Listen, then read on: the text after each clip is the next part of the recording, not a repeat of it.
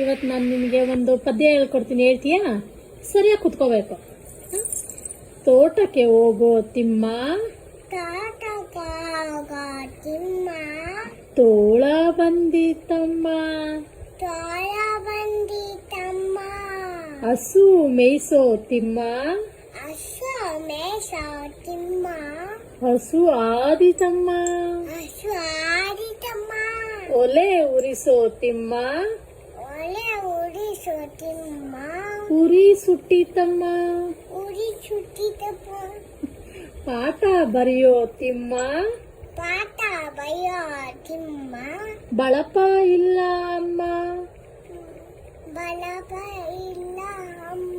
ನೀರು ಸೇದೋ ತಿಮ್ಮ,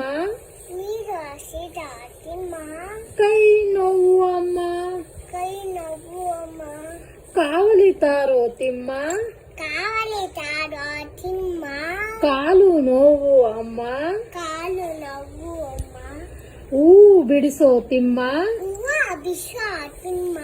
ಹಾವು ಬಂದಿತಮ್ಮ,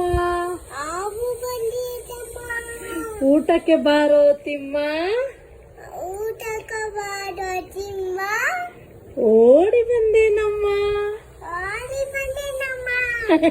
ನೀನು